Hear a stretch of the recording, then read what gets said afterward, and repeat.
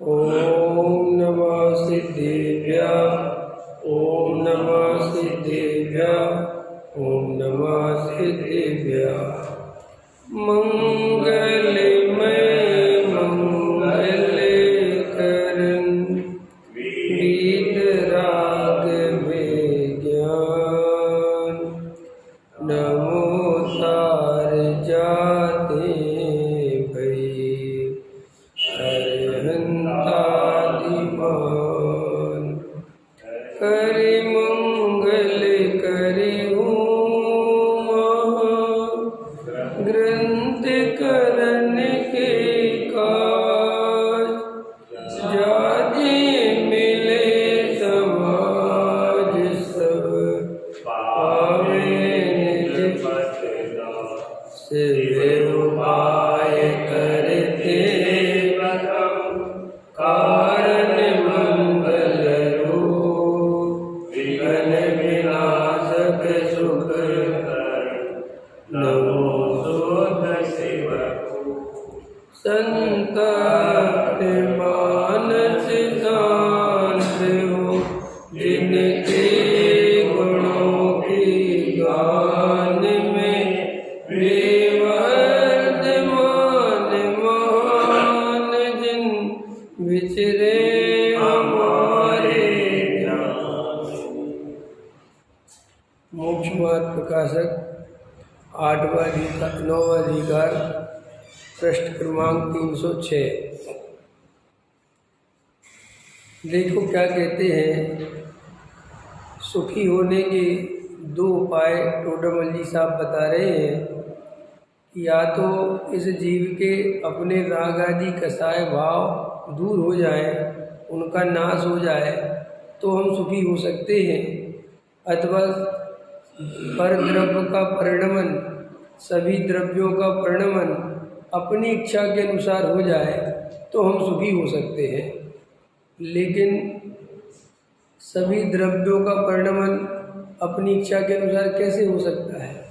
क्योंकि अनंत जीव हैं, सबकी अपनी अपनी इच्छाएं हैं, और सबके अनुसार परिणमन कैसे हो सकता है? कुमार चाहता है बारिश नहीं हो और किसान चाहता है बारिश हो, अब दोनों की बात है कैसे हो सकती है एक साथ? ये तो असंभव है ना।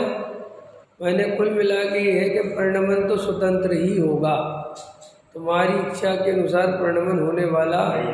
और अगर लोगों को मन में आता है कि हम जैसी इच्छा करें वैसा हो जाए तो कितना अच्छा है, सारा जगत अव्यवस्थित हो जाएगा, सब एक दूसरे में मिल जाएंगे, नाश हो जाएंगे।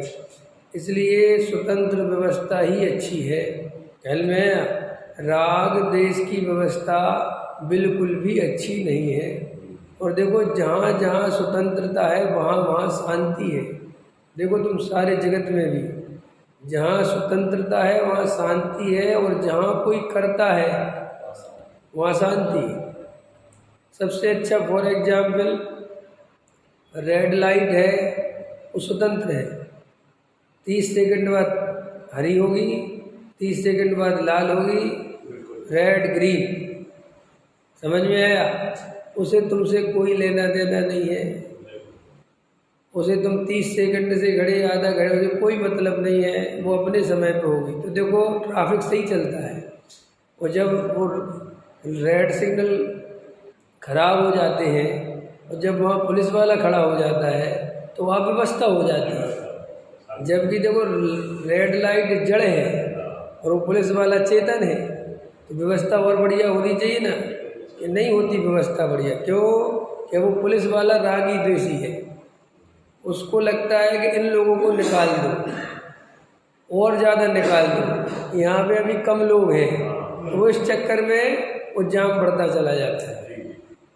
देखो लोग एक उदाहरण तो आपको समझ में आया कि स्वतंत्रता हो तो ज़्यादा आनंदमय है, ठीक है कि नहीं? और जहाँ कोई लेने देने वाला करने वाला हो वहाँ सब अव्यवस्था फैलती है। सब ऐसा संसार में थोड़ा वस्तु स्वरूप पे जीव भरोसा तो करके देखे, बहुत अच्छा है, ऐसा नहीं है, भरोसा करे तो सुखी हो जाए।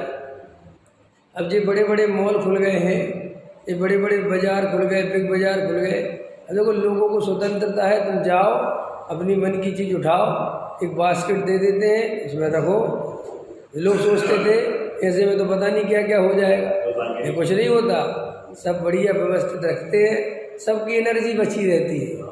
भाई ये रखा है तो देखो, अब इधर जो जिसमें वो दुकान ग्राहक दिखाता है उसमें देखो कितनी दुनिया भर की सिरदर्दी होती है, ये लो वो लो, ये अच्छा नहीं, अरे भाई ये वाला लो और ये लो, सब आकुलता। और जहाँ कोई करने धरने वाला नहीं है, स्वचलित व्यवस्था है, वो अत्यंत आनंदमयी व्यवस्था है। तो ये सारा जगत का जो परिणमन है वो स्वचलित है, उसका कर्ता धर्ता कोई नहीं है। लेकिन अपन अपनी डेढ़ बुद्धि लगा लगा कर अनंत आकुलता पैदा करते हैं। मैं किसी को बचा लूँगा, और मैं अगर किसी को बचा लूँगा तो मैं किसी को मार दूँगा, ये उसके साथ जुड़ा हुआ है। तो ये बचाने के भाव, मारने के भाव है ना, पैसे कमा लूँ, घर बना लूँ, ये कर लूँ, ये सब भाव वस्तु स्वरूप में अकिंचित कर है। इनके कारण जरा सा भी परिणमन होने वाला नहीं है। बिल्कुल ऐसा निर्णय करो, तो इस निर्णय से क्या होगा? आनंद आएगा, एकदम शांति आएगी, एकदम मौज मस्ती आएगी कि कर्तृत्व उतरा, चिंता छूटी, वो आनंद आया। यहाँ टोडामल जी साहब कहते हैं कि सुखी होने के उपाय दो हैं। तो पहला उपाय तो सर्वथा ही झूठा है कि तुम सब तरफ अपने अनुसार परिणमन कर जाए, तो हो नहीं सकते। लेकिन दूसरा उपाय टोडामल जी कहते हैं कि तुम चाहो तो कर सकते हो। कौन सा? पर द्रव्य का एकत्व, ममत्व, कर्तृत्व, भोक्तृत्व तोड़ दो, रागादि विकारी भाव छोड़ दो, अपने ज्ञाय भगवान आत्मा को जानो, अनुभव करो, तो बस ये सुखी होने का उपाय है। ये तुम कर सकते हो। देखो क्या कहते हैं, क्योंकि किसी द्रव्य का परिणमन किसी द्रव्य के अधीन नहीं है, इसलिए अपने रागादि भाव दूर होने पर निराकुलता हो सो यह कार्य बन सकता है। मिल गया? क्योंकि रागादि भाव आत्मा के स्वभाव भाव तो है नहीं क्या? जब हम रागादि को कैसे अलग कर सकते हैं, तो वो कहते हैं रागादि भाव आत्मा के स्वभाव तो हैं ही नहीं, औपाधिक भाव हैं, पर निमित्त से हुए हैं, और वह निमित्त मोह कर्म का उदय है। उसका अभाव होने पर सर्व रागादिक विलय हो जाए, तब आकुलता का नाश होने पर दुख दूर हो, सुख की प्राप्ति हो। इसलिए मोह कर्म का नाश हितकारी है। क्या लिखते हैं टोडामल जी साहब? अब ये रागादि जो विकारी भाव हो रहे हैं, तो ये अपने स्वभाव नहीं है। स्वभाव नहीं है माने ये आत्मा के आश्रय से प्रकट नहीं होते, ये आत्मा के स्वभाव में नहीं है, ये उसके ऊपर ऊपर जो एक एक समय की पर्याय उत्पन्न होती है, ये उस पर्याय में उत्पन्न होते हैं। कौन? ये रागादि भाव। ठीक है, जैसे बुखार आया तो बुखार शरीर में आया, लेकिन ऊपर ऊपर आया। समझ में आया कि नहीं? अंदर नहीं है बुखार। अगर वो बुखार अंदर चला जाए, आपको पता है ये बीमारी जो बुखार अपन का शरीर गर्म हो जाता है, तो गर्म क्यों हो जाता है कि जब कोई वायरस अटैक करता है तो शरीर अपना टेम्परेचर बढ़ा देता है। समझ में आया? इसे अपन बुखार समझते हैं। वो टेम्परेचर इसलिए बढ़ाता है कि उस वायरस का हमला तुम्हारे अंदर ना हो पाए, वो बाहर ही बाहर रह जाए। समझ में आया ना? तो ऐसे ही वो बुखार आया तो ऊपर ऊपर आया, अंदर नहीं है। अंदर तो बिल्कुल निरोगी है, तो उसी के आश्रय से ये निरोगी होता है। ऐसे श्री गुरु कहते हैं कि जो तुम रागादि विकारी भावों को देख के घबरा जाते हो, इन भावों को देख के घबरा जाते हो, ये भाव बहुत ऊपर ऊपर है, ये मेरे त्रिकाल स्वभाव में नहीं है। त्रिकाल स्वभाव कैसे देखें अपन? देखो, तुम बचपन से लेके अभी तक की पूरी फिल्म अपने ज्ञान में लो अपनी पूरी फिल्म लो ज्ञान में। तो जब तुम अपनी पूरी फिल्म बचपन से लेके अभी तक अपने ज्ञान में लोगे, तो उसमें देखोगे ज्ञान कॉमन है। जानना जानना मैं बचपन में भी जानता था, मैं जवानी में भी जानता हूँ, आगे भी जानता रहूँगा। जानना कॉमन है, वो नहीं बदल रहा, लेकिन जो जानने में आ रहे हैं वे बदल रहे हैं। कितना समझ में आ रहे हैं कि जो जानने में आ रहे हैं अब वे बदल रहे हैं, वे बदल रहे कि नहीं। तुम्हें बचपन में जो विचार आते थे अब आते, लेकिन बचपन में तुम जानते थे, वो जानने वाला अभी भी है कि नहीं। वे विचार तो नहीं है, इसका मतलब वो विचार, वो राग देश की पर्याय नहीं है, ये नष्ट हो गई कि नहीं हो गई। और उन पर्यायों को भी जिस ज्ञान ने जाना था वो ज्ञान आज भी मौजूद है कि कैसे है साहब, वो भी तो पर्याय नहीं। देखो कैसे वो ज्ञान इतना पावरफुल है कि तुमने बचपन में जो चोरी के आम खाए थे, हैं, जो तुमने बगीचे में से आम चुराए थे, चुराए कभी टिंकल नहीं चुराए। भिंड वाले भी जैसे गांव के आदमी नहीं है नहीं, भिंड भी थोड़ा शहर है, हम बिल्कुल गांव के आदमी। हाँ और चुराई ना, हम गांव के आदमी बिल्कुल देसी। हाँ हमने खूब चुराया। तो बचपन में जाते थे हम दूसरे के बगीचे में, समझ में आया, नमक मेरा रहता था और आम किसी और का रहता था। समझ में आया, क्योंकि अपन जैनी है ना, तुम्हारे इस तरफ नहीं चलता। हमारे बुंदेलखंड में क्या है, जो जैनी लोग होते हैं उनके घर पे दो चीज़ें हमेशा होती हैं स्पेशल, जो अजैनों के यहाँ नहीं होती है। एक जो है तुम्हारा जीरामन बोलते ना तुम लोग, जीरामन बोलते ना, जीरामन नमक, मसाले वाला नमक। हमारे यहाँ उसको बुंदेलखंडी में क्या बोलते हैं तुम भूल गए, जिरोनिया नमक बोलते हैं, जिरोनिया बोलते हैं तो भूल गए क्या, तो मसाले का नमक समझ लो तुम। तो वो हमारे घर पे होता था, वो अजैनों के घर पे नहीं होता था। और पेड़ पे चढ़ना जानते थे अजैन के लड़के, हम नहीं जानते थे। तो हमारा सौदा होता था कि नमक हम लेके आएंगे, आम के पेड़ पे तुम चढ़ोगे। समझ में आएगा नहीं है, नमक हमारा, आम के पेड़ पे चढ़ने का काम तुम्हारा। ठीक, तो गए तो उसने आम तोड़े और हमने खाए। मैं तो उदाहरण दे रहा हूँ, तो वो पर्याय रही, सब खत्म, ना आम ना पेड़, कुछ नहीं रहा, ऐसा कुछ नहीं रहा। वो विकल्प रहे कि वे भी नहीं रहे। लेकिन मेरे ज्ञान में ऐसी सामर्थ्य है कि मैं वर्तमान ज्ञान की पर्याय में वो दृश्य देख सकता हूँ। एक गजब की बात है, ये बहुत बड़ी बात है, कोई छोटी मोटी बात नहीं। और तुम अपने को कमजोर समझते हो। बताओ, इतने वर्षों पुरानी भूतकाल की पर्याय तुम अपने ज्ञान में ज्यों के त्यों वो दृश्य बना के देख सकते हो। तुम चमत्कारी तत्व हो कि नहीं। तुम ये जादूगरों को देख के बड़े खुश होते हो, हैं? तुमसे बड़ा जादूगर दुनिया में कौन है? अरे जो पर्यायें चली गई, जो अब रही नहीं, नष्ट हो गई, उनको भी तुम्हारा दिव्य ज्ञान, भगवान का अकेला दिव्य ज्ञान नहीं है, भगवान ही के पास केवल ज्ञान नहीं है, हमारे पास भी थोड़ा बहुत केवल ज्ञान है। समझ में आया? देखो ना, भूतकाल की पर्याय को हाथ पे रखे आंवले जैसा स्पष्ट जानते हैं, जबकि वहाँ कुछ भी नहीं है। लेकिन एकदम अभी में आँख भी बंद कहाँ करने की जरूरत है उस पर्याय को देखने की कि मैं आम के पेड़ के नीचे कैसा खड़ा रहता था और वो लड़का ऊपर चढ़ा रहता था और मैं वो देखता रहता था बागवान को। यहाँ तो नहीं रहा वो दृश्य के लिए मुझे आँख बंद करनी कि आपको समझा रहा हूँ, ये बोल रहा हूँ और आपकी तरफ देख रहा हूँ और साथ में वो चित्र भी देख रहा हूँ। इतना दिव्य ज्ञान है मेरे पास, एक साथ वर्तमान पर्याय को जान रहा हूँ और भूतकाल की जान रहा हूँ। अच्छा, इसी समय भविष्य की जान सकता हूँ कि नहीं? इसी समय ये देखो, भविष्य की भी बता देता हूँ। भूत की तो तुम्हें समझ में आ गई, वर्तमान की आ गई, और भविष्य की तो अभी देख सकता हूँ। बुढ़ापे में मेरी अवस्था कैसी होगी, बोलो, है?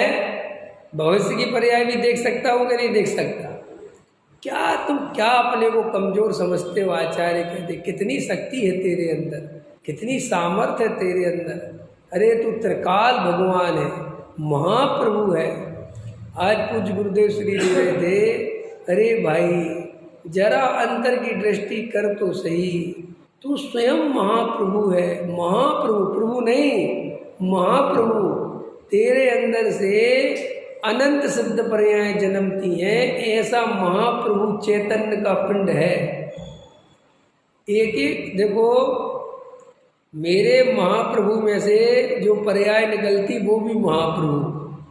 ये राग द्वेष की पर्याय मेरी नहीं है, ये मेरा स्वरूप, ये तो विकार है, ये तो विभाव है, ये तो मैं अपने स्वरूप को भूलकर, अपनी शक्ति सामर्थ्य को भूलकर भ्रम से ये पुद्गल द्रव्य को अपना समझता हूँ, इससे ये विभाव उत्पन्न होता है, ये रागादि भाव उत्पन्न होते हैं। सच्ची पूछो ये मेरे स्वरूप में, ये समझाने के लिए मैं उदाहरण दे रहा था कि भूतकाल में ना जाने कितने तरह के विकल्प थे, ना जाने कितनी तरह की चिंताएं थी कि नहीं?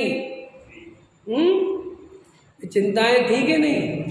अरविंद जी जब खतौली में रहते होगे, 9th पढ़ते होगे, 8th पढ़ते होगे, आर्थिक स्थिति कमज़ोर होगी तो कितनी चिंताएं थी कि मैं कैसे पढ़ूंगा, कैसे करूंगा, घर में पैसा नहीं है, कैसे दिल्ली पहुंचूंगा, चलती थी वे चिंताएं। वे चिंताएं अब हैं कहाँ गई?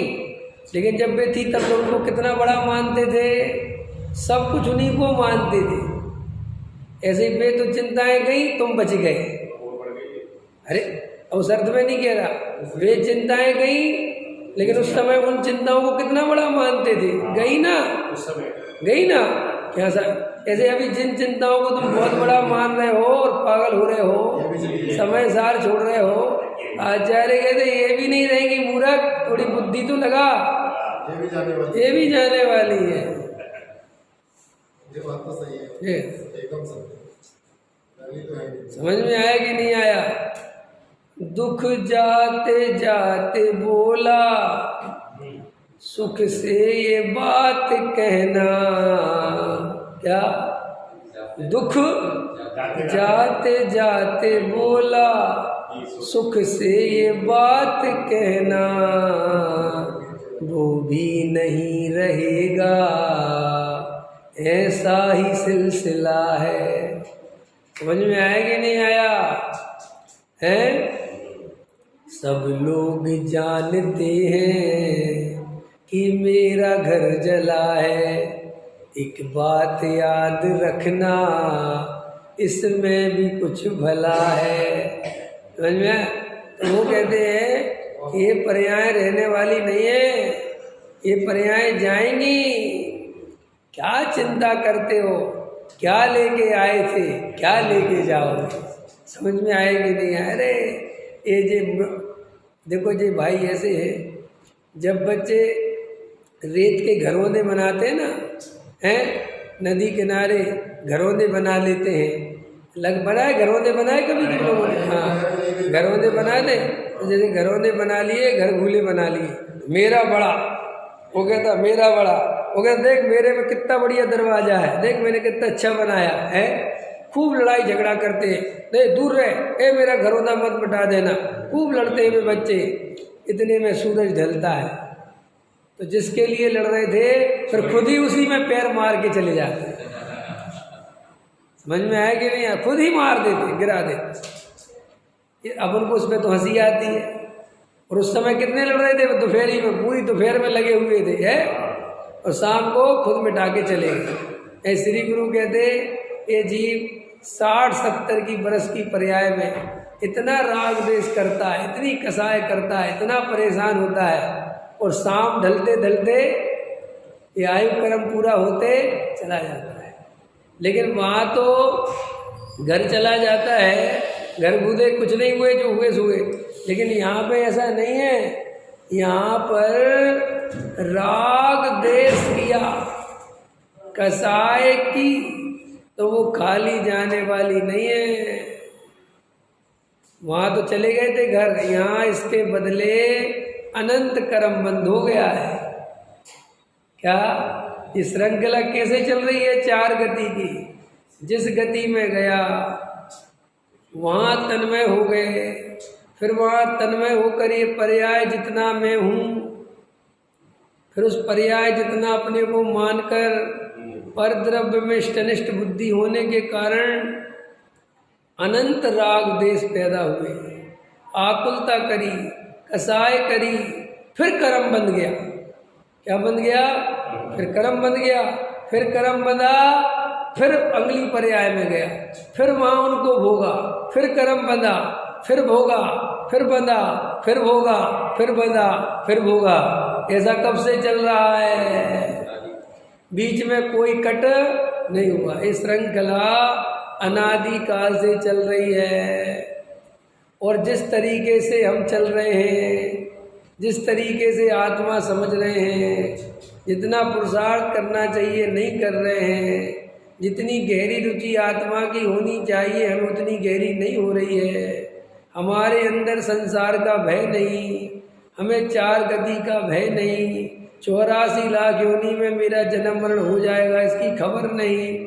मात्र वर्तमान पर्याय में एकत्व करके अपने को मनुष्य जितना मानकर इसी पर्याय के चिंतन में, चिंता में, मनन में, घूलन में, अवलोकन में ये पर्याय जा रही है। फिर आचार्य कहते अनंत अनंत अनंत अनंत जन्म मरण की श्रृंखला में चला जाएगा। श्री गुरु कहते कि अनादि काल से ये कर्म बंधन की फिलॉसफी चल रही है, संसार खड़ा हुआ है और तेरे रंग ढंग बताते हैं कि अनंत काल चलता रहेगा, क्योंकि तेरी आत्मा की रुचि पक्की सच्ची नहीं। पक्की रुचि समझ गए? अभी मुझे भव का अभाव करना है, मुझे अब इस संसार में नहीं रहना है, इस संसार में कोई सुख बुक नहीं है, खूब चार गति में भटक लिया, ऐसा भाव भाषण हुआ नहीं है। अभी तो मुझे बहुत पैसा कमाना है, बड़ा घर बनाना है, मान सम्मान पाना है, पद प्रतिष्ठा पाना है, बच्चों का बढ़िया घर सेटल करना है, उनको संपत्ति जोड़ के देना है, क्यों बढ़िया बहू लेके आनी है, बढ़िया अपनी लड़की की शादी करनी है। श्री गुरु कहते ऐसे पागलपन कर करके भाव खत्म कर देता। ऐसा ऐसा कर्तव्य लेके बैठा रहता है जैसे सब इसके अनुसार होने वाला समझ में आया? और वो पुण्य के उदय से होता हुआ दिखता है तो भूत और चढ़ जाता है?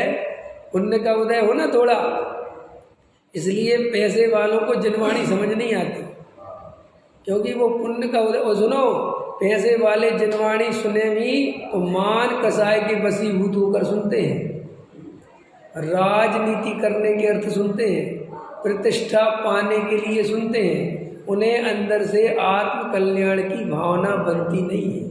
क्यों? क्योंकि वो पुण्य का उदय इतना जोर मारता है कि मैं जहाँ जाता हूँ वहाँ लोग खड़े हो जाते हैं, कुर्सी डालते फिरते हैं, फलाने मंदिर का अध्यक्ष तो हुई मैं, और उस मंदिर का भी हो गया, उधर का भी हो गया, महासमिति वालों ने भी अपने को पद दे दिया, और आपको पता नहीं है महाजैन सभा का भी हूँ, राष्ट्रीय स्तर की संस्था का भी हूँ। पर ये चाहो तो फिर उसमें समय सार सुनता है कि नहीं?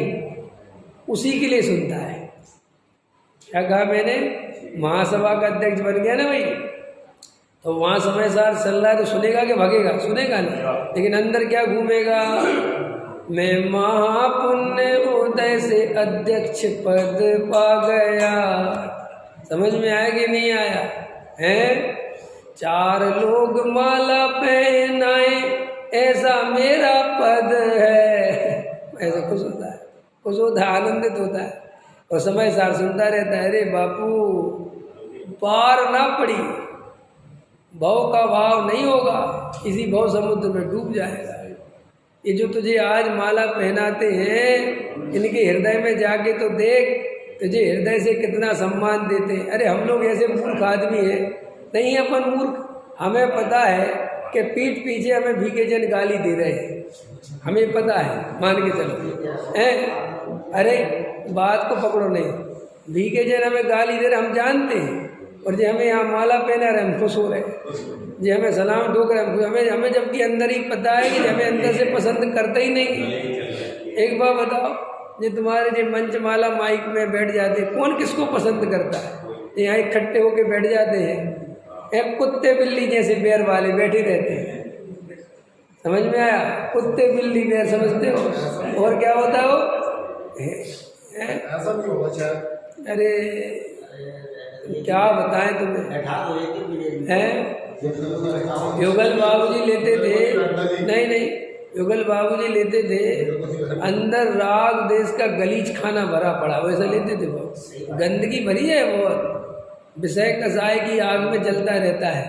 अरे क्या करे, मान की भूख जगती है तो दुश्मनों से माला पहनाओ तो खुश होता है। पहनाओ। देखो तुझे मेरे सामने झुकना पड़ा, क्या समझ रहा तू अपने आप? ऐसे ऐसे ऐसे चलता रहता है।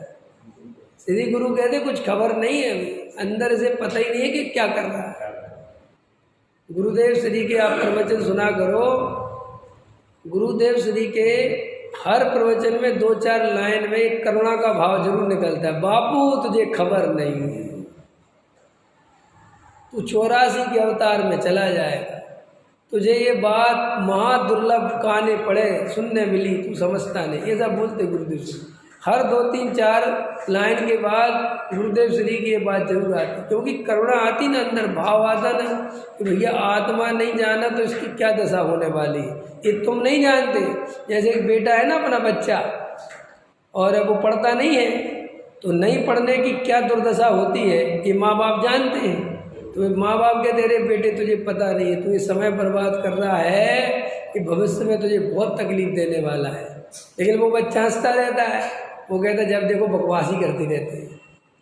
इतना बढ़िया खेलने में मज़ा आ रहा है, इतना बढ़िया सोने में मज़ा आ रहा है, इतना बढ़िया कार्टून आ रहा है, इतना बढ़िया मज़ा आ रहा है, पढ़ाई पढ़ाई बकवास, जब देखो पढ़ाई पढ़ाई लगता है ना उसे। लेकिन माँ बाप जानते हैं कि क्या दशा होगी। ऐसे इस ज्ञानी गुरु जानते हैं, आचार्य भगवान जानते हैं, समझ में आया? मुनिराज जानते हैं, अनंत ज्ञानी जानते। आज गुरुदेव श्री ले रहे थे, ये आचार्य कुंद कुंद समय सार, ये अकेले कुंद कुंद भगवान का माल नहीं समझना, अनंत आचार्यों का, अनंत ज्ञानियों का, अनंत सर्वज्ञों का माल है इसके अंदर। ये मत समझना कि टोडामल जी ने लिखा हुआ है, अरे वे तो निमित्त हैं। अनंत ज्ञानियों की देशना इसमें समाई हुई है। अनंत तीर्थंकरों ने यही बात कही है, अनंत तीर्थंकरों ने ऐसा ले रहे थे आज गुरुदेव श्री। समझ में आया? तो तू एक की बात मत समझना, अनंत ज्ञानी करुणा करते हैं। करुणा करते मैंने करुणा का भाव आता है, आए बिना रहता नहीं। क्यों? कि उनको वो 84 लाख योनियों का जन्म मरण दिखता है, और उनको ये दिखता है इसके अभाव करने का उपाय एक मिथ्यात्व को नाश करना ही है। और उनने मिथ्यात्व का नाश कर दिया, उन्हें आत्मा की अनुभूति हो गई, तो उन्हें वो उपाय अंदर में दिखता है। उनको ये भी दिखता है कि उपाय बहुत सरल है, कठिन तो है नहीं, लेकिन वो ये जानते हैं कि इस तरफ ध्यान नहीं देता है और इसका फल कितना बुरा है। समझ में? इतनी मार्मिक बात भी अपन सुनकर चेतते नहीं। क्या करें भैया, खबर नहीं, अभी अपन को भी अनंत भव की खबर नहीं। प्राप्त पर्याय में तन्मय होने से मेरा जन्म अगली पर्याय में होगा, ये पर्याय छोड़ूंगा, मैं मरने वाला नहीं हूँ। तो ये जीव को बैठता नहीं है, उसको तो ऐसा लगता है कि जब तक शरीर है सो मैं हूँ, और जिस दिन शरीर नहीं रहेगा सो मैं भी नहीं रहूँगा। ये मिथ्यात्व कारण ऐसी प्रतीति है ना। तो ये शरीर है तो इसलिए शरीर पे बहुत ध्यान देता है, आत्मा पे हमारा ध्यान नहीं जाता। अभी देखो मैं कल पढ़ रहा था एक एक्सरसाइज, अगर वो एक्सरसाइज करे ना आदमी तो उसको कभी रोग नहीं हो सकता।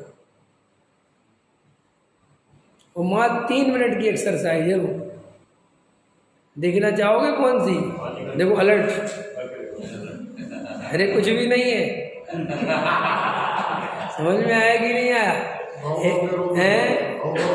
एकदम अलर्ट होता है, एकदम भाव के रूप में। क्या करें, ये देह में एकत्व बुद्धि का लक्षण है। देह की बात अत्यंत सावधानी से सुने और आत्मा की बात असावधानी से, अरुचि से, हंसी मजाक करे, ठिठोरी करे, चुटकुले बनाए, ये इस बात की निशानी है कि इसे आत्मा की खबर नहीं है, इस बात की निशानी है। और देह की बात चले तो ऐसा अलर्ट हो जाए, रीढ़ की हड्डी सीधी हो जाए। भैया वो एक्सरसाइज कब बताओगे पंडित जी? तो जल्दी बोल दिया मैंने, ताकि तुम्हारा उपयोग ज़्यादा भर में नहीं। न मैं बोलता नहीं तो समय सार सुनते रहते और वो कहती है वो एक्सरसाइज कब बताएंगे। मैंने वहाँ पे अभी मैं कहीं प्रवचन करने गया था पीछे दाहोद, तो मैंने से बोल दिया कि मैं ज्योतिष जानता हूँ।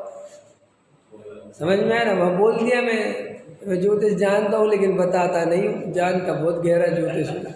भाई साहब मेरे पास तो फोन आना चालू हो गए, बोले किसी को मत बताना, हमें तो बता दो। अरे मैंने कहा सच्ची बात है बिल्कुल। एक आया मेरे कमरे वहाँ, बोले पंडित साहब मैं बहुत परेशान हूँ, मेरा थोड़ा हाथ देखो। मैंने कहा अरे भैया ये सब मैं, अरे नहीं आप जानते, आपने प्रवचन में बोला था, मुझे पक्का भरोसा है आपके ज्ञान को देख के कि आप सब जानते हो। ऐसे जगत के जीवों को कोई मूर्ख बनाना बहुत कठिन नहीं है, इतने भयभीत हैं। अभी मैं चाहूँ ना, अभी बहुत बड़ा ज्योतिषाचार्य बन सकता हूँ बिना पढ़े ही। क्यों कि मेरे बारे में लोगों की श्रद्धा ये तो है कि पंडित विद्वान है। लोगों के मन में ये भी रहता है ये लोग अकेले में कुछ पढ़ते लिखते रहते हैं, आराधना करते हैं तो कई शक्तियाँ इनके अंदर आ जाती हैं। समझ में? और मैं ऐसा हाथ पकड़ लूँ किसी का, उसका दुख दूर हो जाए। अभी कई आ जाए पकड़वाने के लिए। हाँ लोग यही मानते हैं। और बेचारे वे जगत के जी भोले है, और जो ठगिया ऐसे मिल जाते हैं तो बोलते हाँ हम जानते, आ जाओ लो जी पानी रख लेना, लो जी ताबीज रख लेना, जी गंडा रख लेना, जी कलश रख लेना, इस दिशा में ऐसे कर देना, वो कर देना। जानते मानते कोई कुछ नहीं, गप मारो क्या जा रहा है। जब गप बिक रही है तो बिकने तो अपने बाप का क्या जाता है, गप मारने में जाता क्या? क्यों? जब आम देने ही है चाहे जितने तो हवाई में तो देने हैं, सच्ची में तो देने नहीं। और बढ़ा दो और बढ़ा दो, खबर नहीं। श्री गुरु कहते तुझे अभी इस पर्याय का दुख लगा ही नहीं, तुझे सिर्फ एक बात का दुख लगता है, ये काम बन जाए तो मजा आ जाए, ये काम बन जाए तो मजा आ जाए। तुझे ये दुख नहीं लगता कि ये इच्छा ही दुख है क्या? ये इच्छा दुख है। तो हम आपको थोड़ी गहरी बात को समझा रहे थे कि वे पर्याय तो गई, वे पर्याय तो रही नहीं, लेकिन उन पर्यायों को जानने वाला ज्ञायक रहा। इसका मतलब ये है कि वो पर्याय में नहीं हूँ, क्योंकि पर्याय तो गई और मैं रहा। अगर मैं पर्याय होता, अगर वे परिणाम में होता तो वे परिणाम तो कहाँ विलीन हो गए, लेकिन मैं तो हूँ कि नहीं देवेंद्र जी? है मैं भी चला जाता। इसका मतलब सरल है, इन परिणामों से मुझे ज़्यादा परेशान नहीं होना है। ये परिणाम मेरा स्वरूप नहीं है। मैं तो इन परिणामों से भिन्न जो अपरिणामी ज्ञायक तत्व है, जो परिणाम में कभी आता ही नहीं। समझ में आया? निहाल भाई का बोल है, परिणाम तो परिणमन करके परिणम गया। समझ में आया? मैं तो अपरिणामी ज्यों का त्यों ही परिणाम परिणाम करके परिणाम गया, खत्म हो गया, और मैं वही का वही, जैसे का तैसा, और फिर दूसरा आ गया। आने दो।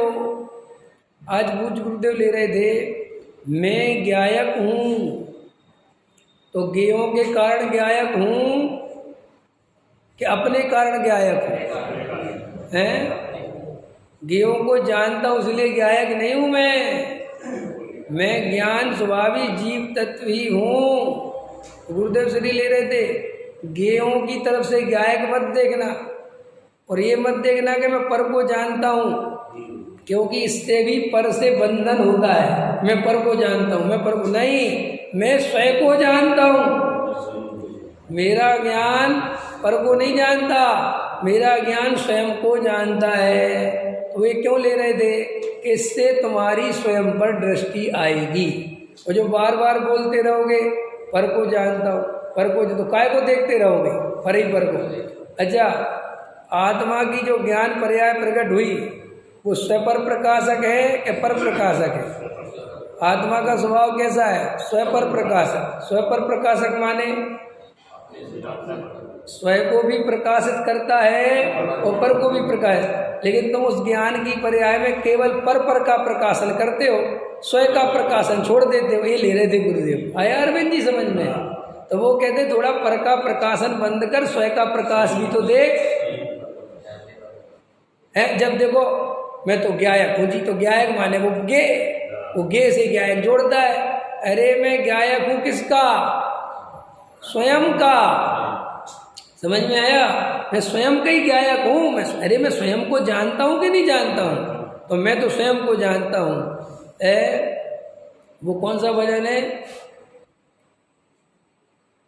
तू जागर चेतन प्राणी, कर आत्म की अगवानी, जो आत्म को लगते हैं उनकी है अमर कहानी।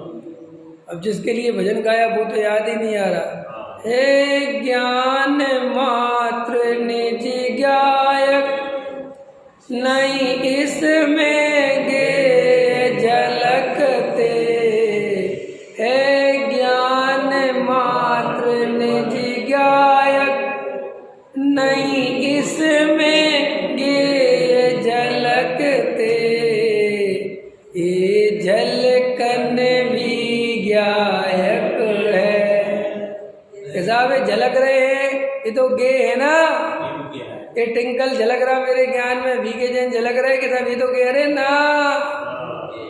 ये झलकन भी गायक है, नहीं इसमें गे महकते। मैं चैतन्य मैं शिवपुर का वासी है ना, चैतन्य है मेरी निशानी, जो आत्म को लगते हैं उनकी है अमर कहानी। तो मैं ज्ञान मात्र गायक हूँ। शांत हो जाओ सभी लोग, थोड़ा फील करो। मैं ज्ञान मात्र गायक हूँ। ओनली ज्ञान। जैसे शक्कर के चीनी के खिलौने में सिर्फ शक्कर शक्कर शक्कर शक्कर शक्कर, कोई आकार नहीं, कोई आकृति नहीं, कोई घोड़ा नहीं, कोई हाथी नहीं, कोई बैल नहीं, कोई बिल्ली नहीं, कुछ नहीं, कोई घर नहीं, सिर्फ चीनी चीनी चीनी। सिर्फ और उसमें देखो सब आकारों को गौण करता हुआ एकमात्र चीनी का अनुभव करता हुआ। समझ में आया? ऐसे अब ये तो उदाहरण हुआ, अब सिद्धांत पे आओ। एकमात्र ज्ञान जिसमें गेयों के लिए कोई स्थान नहीं है। कि साहब गे झलक तो रहे हैं, वो गे नहीं है, वो मेरे ज्ञान का ही आकार है, वो मेरे ज्ञान का ही परिणमन है। वहाँ मेरे ज्ञान में गेयों का प्रवेश नहीं हुआ। एकमात्र ज्ञान ज्ञान ज्ञान ज्ञान ज्ञान ज्ञान ज्ञान। अब उस ज्ञान को वेदन करो, ज्ञान को फील करो और निर्णय करो। क्या निर्णय करो? कि यही मैं हूँ, यही मेरी सत्ता है, यही आत्मा है, यही ज्ञायक भाव है, यही परम प्रभु, यही अजितनाथ, यही संभवनाथ, यही महावीर, यही त्रिकाल चौबीसी, यही अनंत सिद्धों का समूह, यही तो है। इसी के इतने नाम हैं। मैं इसी की पूजा भक्ति करता हूँ। ओह ये तो मैं ही हूँ। ऐसा अनुभव करो, ऐसा वेदन करो, ऐसा महसूस करो और आनंदित हो जाओ। फिर रागदेश विकार ये मेरे में नहीं है, फिर विकल्प आ रहे ये मेरे में नहीं है। डर मत, घबरा मत, यही आत्मा है। तू डर जाता है, विकल्पों से घबरा जाता है, ये रागदेश की पर्यायों से डर जाता है। डर मत, अरे ये पर्याय एक समय की है, तू त्रिकाली है, एक समय की पर्याय से क्यों डरता है भाई? भ्रम से डर जाता है, घबरा जाता है। उस पर्याय को भिन्न कर और अंदर जो अभेद ज्ञायक है उसकी अनुभूति कर। बस ये आत्मा अनुभव हो गया। अब इस पर रुक जा, इस पर रुका रहे, इससे आनंदित होता रहे तो चारित्र आ जाता है। समझ में आया? ये चारित्र की दशा बनती है। इतना सा काम है। अब वो भी याद कर लो। ज्ञान की प्रतिपल उठे तरंग, वो जो ज्ञान की पर्याय है, जो ज्ञान की तरंग है, वो मेरे महाप्रभु में से उठी है। तो वो भी महाप्रभु है, वो पर्याय कोई छोटी मोटी नहीं है। जो लोग कहते ना कि भाई साहब ऐसे वैसे मत समझना, ये उसी सम्राट का लड़का है, इसका बाप तुम्हें पता नहीं है क्या चीज है, किससे बोल रहे हो तुम? ऐसे ही तुम्हें पता नहीं है, ये ज्ञान की पर्याय को पैदा करने वाला मेरा ज्ञायक भाव है। राग को पैदा नहीं करता, ज्ञान को पैदा करता है। राग तो सौतेले बेटा जैसा है। समझ में आया? अपना नहीं है।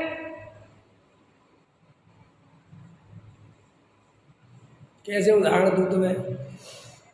उदाहरण दे देता हूं, तुम्हें समझ में आता है।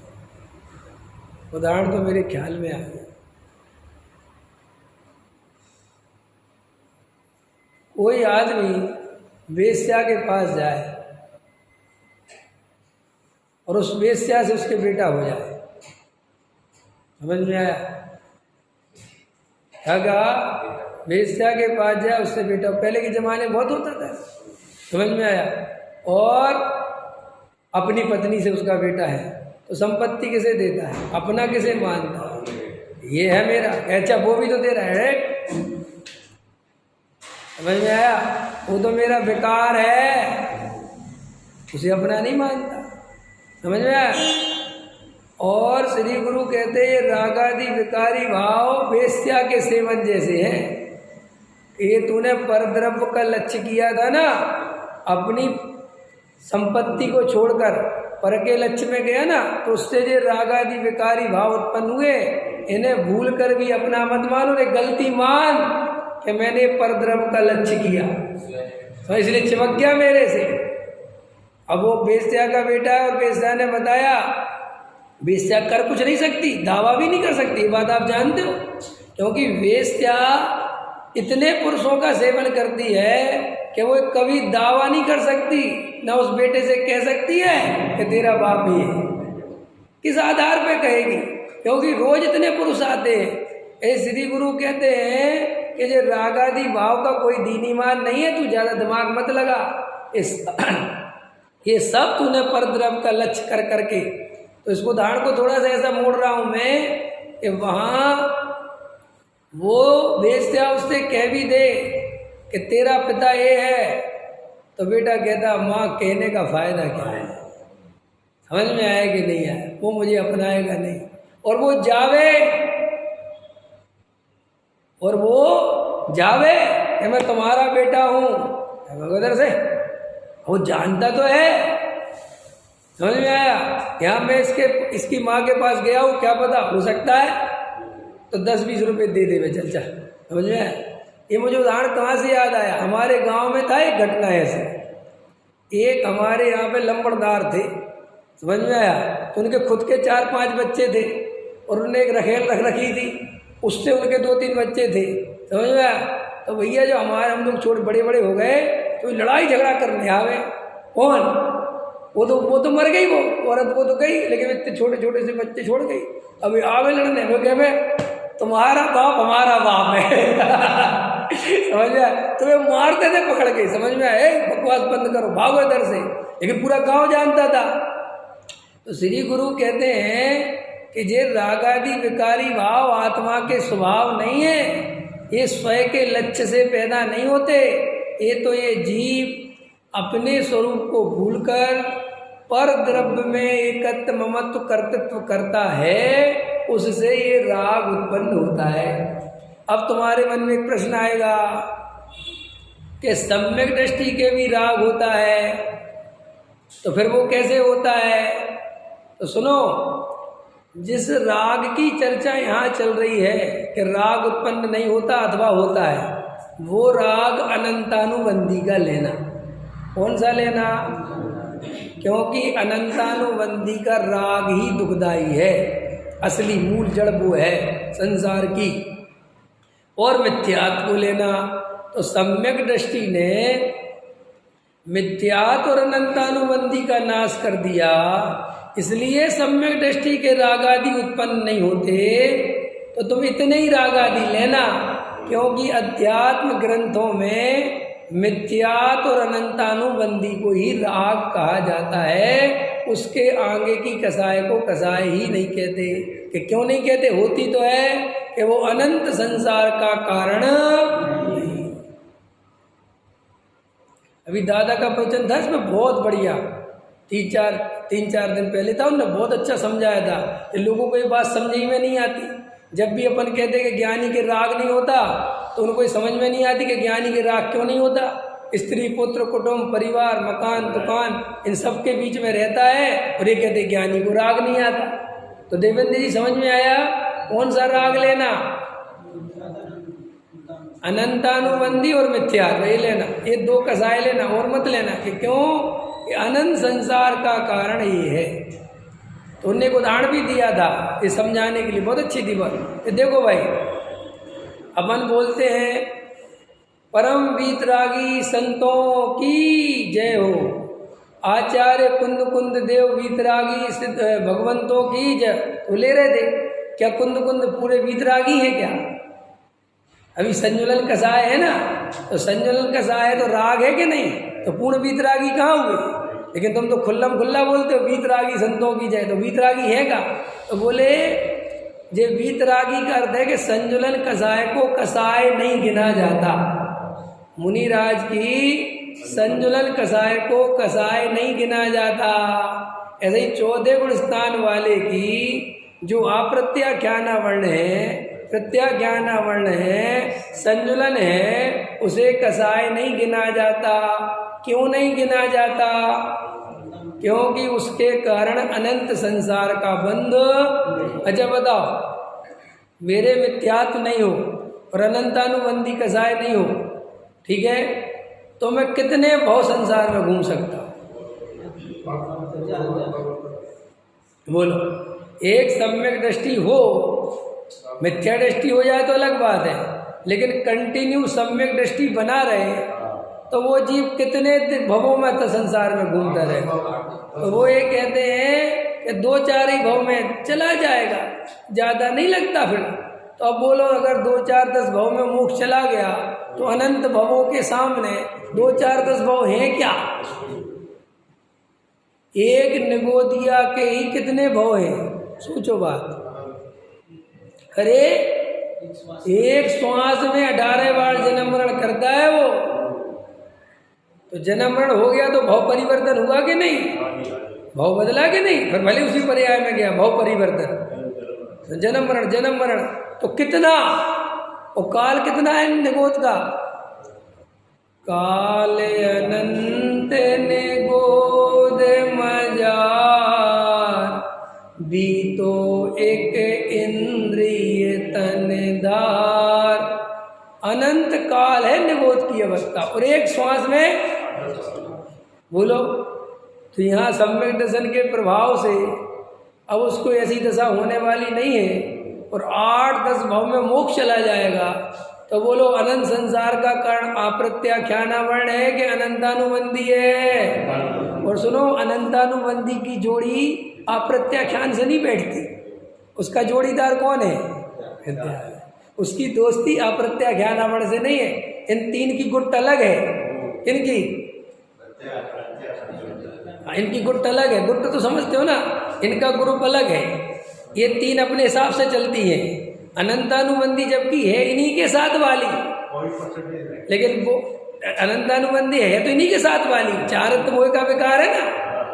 अरे चारत्व मोह का विकार अनंतानुबंधी, चारित्र मोह का विकार अप्रत्याख्यानवण, चारित्र मोह का विकार प्रत्याख्यानवण और संजुलन।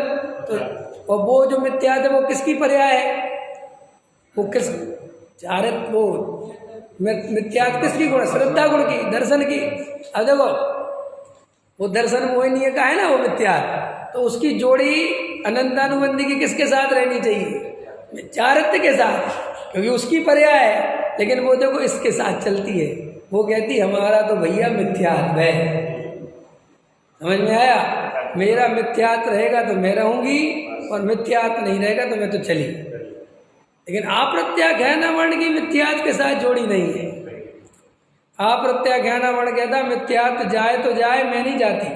कि बहन जी तुम कैसे जाओगी? समझ में आया? कि तू अपने स्वरूप में रमेगा, स्थिर होगा तो मैं चली जाऊँ। तो अप्रत्याख्यानवर्ण वाली जैसे ही मिथ्यात्व गया और अनंतानुबंधी गई, तो बता अपने ग्रुप में खबर भेजती है, दीदी गया, अब अपन भी ज़्यादा दिन रहने वाले नहीं हैं, 2 कमरे खाली हो गए, सरकार से आदेश आ गया, अब अपन का भी आने वाला है। समझ में आया? नोटिस आ गया। इसलिए हे प्रभु इस मिथ्यात और अनंतानुबंधी का नाश कर दे, और तेरी श्रद्धा से, तेरे ही अनुभव से ये मिथ्यात और अनंतानुबंधी दिखाई नहीं देंगे, खत्म हो जाएंगे। समझ में आया? पकड़ में आ गई बात? तो ये श्री गुरु कहते हैं कि अनंत ज्ञानियों की देशना है। अरे राग आदि उत्पन्न हो, मिथ्यात्व सहित नहीं हो, खूब विषय भोगों के परिणाम हो, लेकिन उनमें मिथ्यात्व नहीं हो, अनंतानुबंधी नहीं हो, तो श्री गुरु कहते ये ज़्यादा देर टिकने वाले नहीं है। ये जितनी देर आए हैं उतनी 1 सेकंड में चढ़ देंगे। और होता है, ज्ञानियों का राग ज़्यादा देर ठहरता नहीं, और अज्ञानियों का राग 1 सेकंड के लिए हटता नहीं। समझ में आया कि नहीं आया?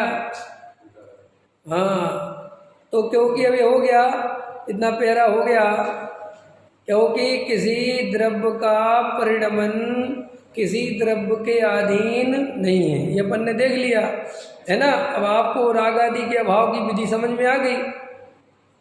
तो देखो भाई, देह के लिए अलर्ट मत रहो। तुम्हारी अलर्ट से, सावधानी से, देह में कुछ भी होने वाला नहीं है। यहाँ रात दिन देह की चिंता करने वाले कैंसर होके मरे हैं, जिनके आगे पीछे डॉक्टरों से पूछ के जिनने 1-1 कदम चले हैं, 1-1 कदम काय से पूछ के चले? डॉक्टरों से। जिनकी डाइट डॉक्टरों ने कॉपी पेन पे लिख के दे रखी थी, जिनके 2 नौकर लगे हुए थे वो डाइट उनकी मेंटेन करने में, तो भी चले गए। कैंसर हो गया, भयानक बीमारी हो गई। कि ये क्या हुआ? अरे तेरे ध्यान रखने से शरीर ध्यान रखा था। अगर ऐसा वस्तु का स्वरूप होता तो फिर तो जो कोई बड़े आदमी मरते ही नहीं हैं। एक्सरसाइज करवाओ, ये करवाओ, अरे कुछ भी मत करो भाई, शांति से आत्मा का वीरण करो। आत्मा अनंत शक्तियों का संग्रहालय है। समझ में आया कि नहीं आया? एक संदीप है हमारा श्रोता, तो कहता पंडित जी आप खाते कम हो लेकिन आपकी बॉडी तो ठीक है। तो मैंने उससे कहा कि मैं आत्मा का भोजन करता हूँ ना। समझ में आया? फिर हाँ ये बात सही है। अरे मैंने कहा शरीर तुम्हारे खाने पीने से स्वस्थ नहीं होता, तुम्हारे अंदर स्वस्थ रहने से स्वस्थ होता है।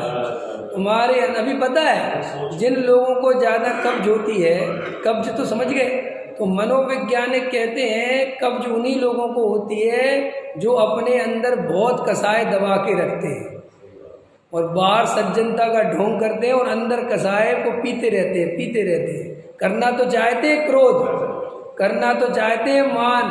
अरे मनोवैज्ञानिक कहते हैं, मैं थोड़ी कह रहा, तुम्हें लड़ना हो तो मनोवैज्ञानिकों से लड़ो। समझ? तो वो ये कहते हैं मनोवैज्ञानिक पूरे रिसर्च करते रहते ना कि भाई तुम जो कुछ भी दबाते हो वो तुम्हारे पेट में जाता है। इसलिए तुमने सुना होगा बहुत चिंता करने वालों का पेट निकलता है। समझ में आएगा कि क्यों, चिंता से पेट क्यों निकलता है? कि वे अंदर ही अंदर आकुलता करते वो सब पेट में ही जाती है। ऐसा प्रभाव निमित्त नैमित्तिक। तो वो कहते हैं कि अंदर आनंदित रहोगे। इसीलिए ऋषि मुनि देखो, योगी जो सच्चे ऋषि मुनि है स्वस्थ रहते हैं, आनंदित रहते हैं, रूखा सूखा भोजन करते हैं, फिर भी उनके शरीर में एक स्फूर्ति रहती है, एक शक्ति रहती है। और ये भोगी रात दिन सोच सोच के इसमें ये विटामिन है, इसमें ये विटामिन है, इसमें ये विटामिन है, फिर भी बीमारी पड़ा रहता है। क्यों? कि तुम समझते हो कि देह का ध्यान रखने से देह स्वस्थ रहेगी। समझ में आया? जबकि तुम अंदर प्रसन्न रहो और मस्त रहो तो हो सकता है कि तुम स्वस्थ रहो, हो सकता है, क्योंकि उसमें भी पूर्व कर्म का उदय निमित्त चाहिए। अगर तुमने खोटे ही कर्म कर रखा होगा, समझ में आया, तुम्हारा नाम कर्म का उदय ही विपरीत होगा, तो भैया फिर क्या, वो तो फिर ज्ञानियों को भी एक बीमारी हो जाती है वो तो। लेकिन फिर भी तुम्हारा वो उपाय तो सर्वथा झूठा है, क्योंकि उसमें एनर्जी भी जा रही है, शक्ति भी जा रही है, समय भी जा रहा है और होना जाना कुछ नहीं। हमने तो उल्टा देखा, जो ज्यादा ध्यान रखते हैं वे ज्यादा परेशान होते हैं।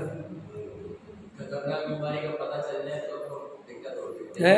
जब कोई बीमारी उसको पता चल जाए तो बराबर नहीं। मैं तुम्हें बता रहा हूँ, जो कई लोग होते ना, इसके खाने में ये नुकसान होगा, इसकी प्रकृति गर्म है, इसकी प्रकृति नरम है, ये ठंडा है, फलाना करते ना, बहुत चलता।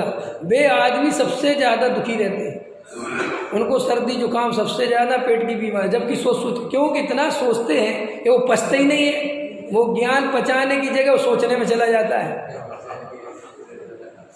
सच्ची बता रहा हूँ। वो जो देखो दिल्ली वाले, जे कुल्फी के ऊपर चाय पी ले, चाय के ऊपर कुल्फी खा ले।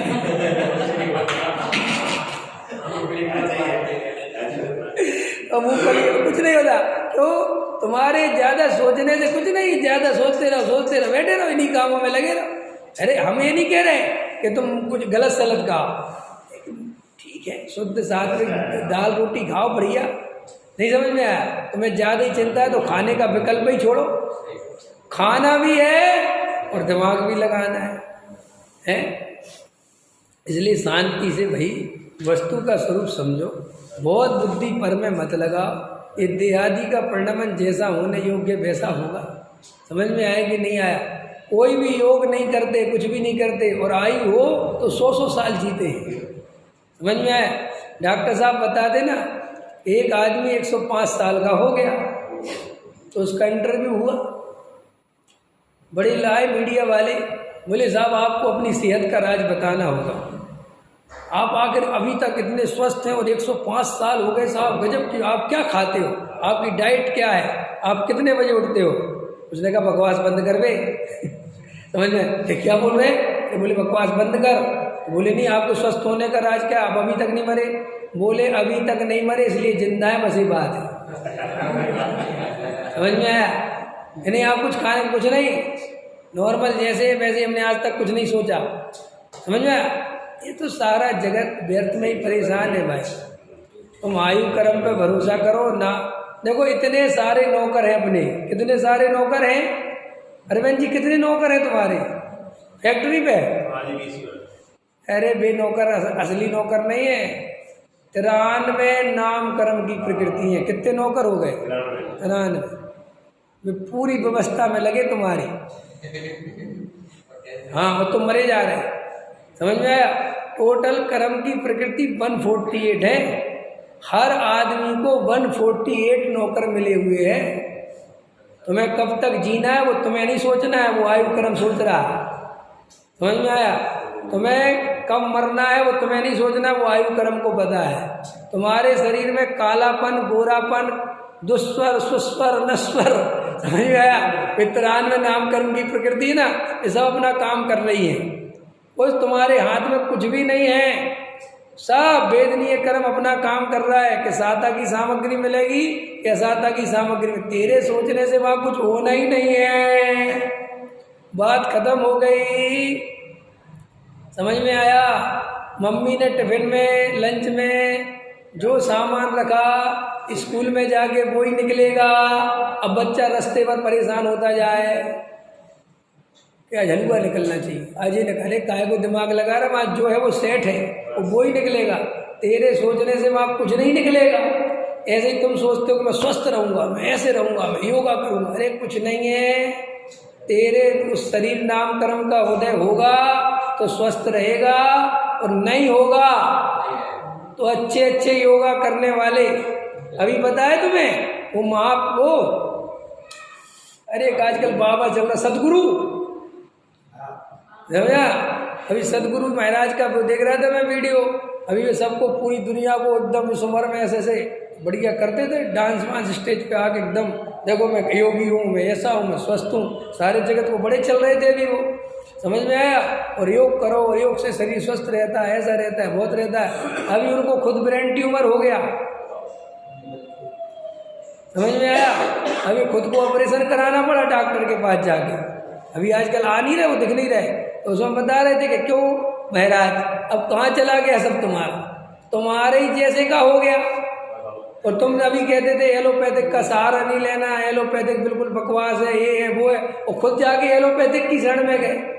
तो भाई साहब इस शरीर में संयोगों में ज़्यादा बुद्धि लगाने की जरूरत नहीं है,